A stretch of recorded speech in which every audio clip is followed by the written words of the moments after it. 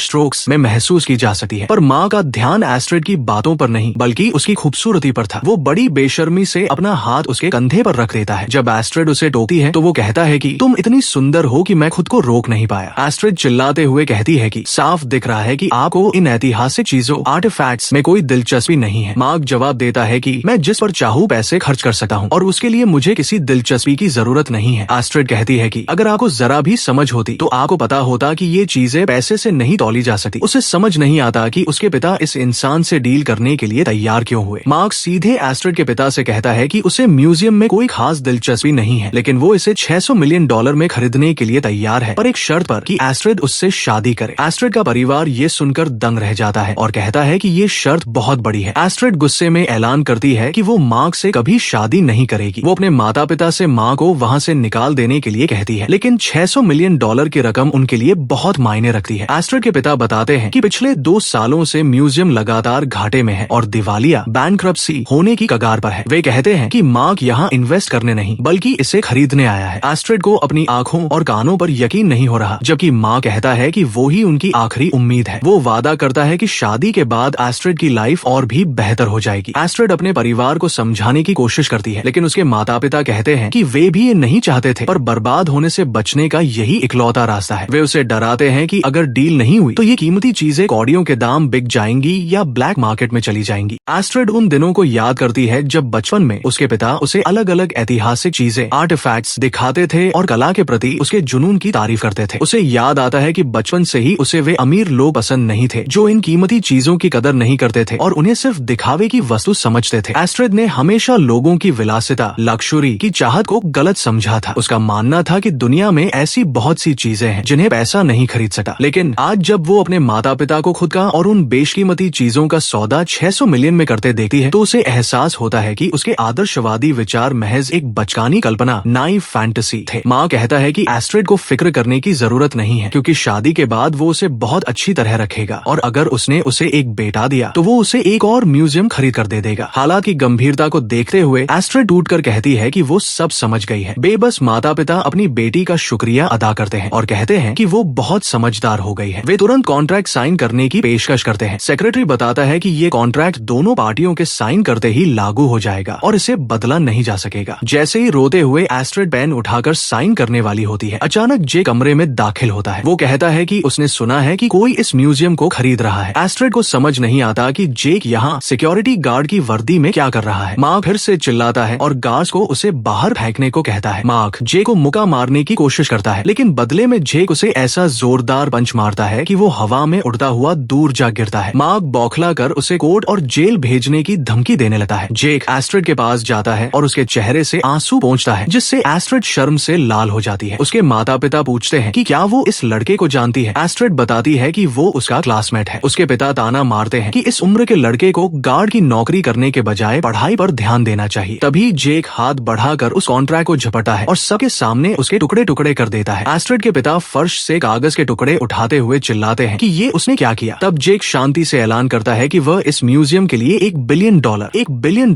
का ऑफर दे रहा है। मार्क ठहाका मारकर हंसता है और कहता है कि अगर जेक ने वाकई इसे खरीद लिया तो वो गंदगी खाने को तैयार है। जेक जवाब देता है कि पिछली बार जिसने उससे शर्त हारी थी, उसके बाद उसे अब इन बातों पर यकीन नहीं रहा। मार्क अपने गुंडों को फोन लगाता है और जेक को रास्ते से हटाने के लिए कहता है। इसी बीच एस्ट्रिड के पिता जेक से कहते हैं कि अगर वो आधी रकम 500 मिलियन का डाउन पेमेंट अभी कर दे तो ये म्यूजियम और एस्ट्रिड दोनों उसके हो जाएंगे। सेक्रेटरी जेक को एक नया कॉन्ट्रैक्ट देता है जिसमें कीमत और टाइटल बदल दिया गया था। जेक जब उसे पढ़ता है तो उसे एहसास होता है कि कानूनी भाषा में ये असल में एस्ट्रिड को खरीदने का सौदा है। जेक को ये सब बहुत बुरा लगता है क्योंकि वह एस्ट्रिड को किसी सामान की तरह नहीं पाना चाहता। वो कमरे में टंगी उस कविता वाली पेंटिंग को देखता है और कहता है कि इन चीजों में अद्भुत क्षति है। वो परिवार की ओर मुड़कर कहता है कि वह कॉन्ट्रैक्ट की शर्तें बदलना चाहता है। जेक ऐलान करता है कि वह ये $1 बिलियन सिर्फ म्यूजियम खरीदने के लिए देगा और इसमें इन ऐतिहासिक कलाकृतियों आर्टिफैक्ट्स की कीमत शामिल नहीं होगी। उसकी नजर में ये पेंटिंग और कैलीग्राफी अनमोल और इन्हें पैसों में नहीं तौला जा सकता। वो आगे कहता है कि क्योंकि एस्ट्रिड इन चीजों की सच्ची कदर करती है, इसलिए म्यूजियम का इस्तेमाल करने और इन कलाकृतियों की देखभाल करने का पूरा अधिकार सिर्फ एस्ट्रिड के पास रहेगा। अंत में जेक एस्ट्रिड की तरफ मुड़ता है और कहता है कि अगर तुम्हें कभी भी पैसों की जरूरत हो तो मुझे कॉल करना। जेक अपना कार्ड निकालता है और बिना किसी हिचकिचाहट के पूरे $1 बिलियन का भुगतान कर देता है। मार्क और एस्ट्रिड का परिवार दंग रह जाता है। उन्हें यकीन नहीं था कि जेक एक बार में इतनी बड़ी रकम चुका पाएगा। एस्ट्रिड जेक के पास आती है और उससे पूछती है कि वो ये सब क्यों कर रहा है। जेक उसकी तरफ मुड़ता है और कहता है, मैंने तुमसे कहा था कि मैं चीन की उन सभी कलाकृतियों आर्टिफैक्ट्स को वापस खरीद लूंगा जो यहाँ के लोगों की है। मार्क चिढ़ते हुए कहता है कि इस म्यूजियम का पूरा कलेक्शन $500 मिलियन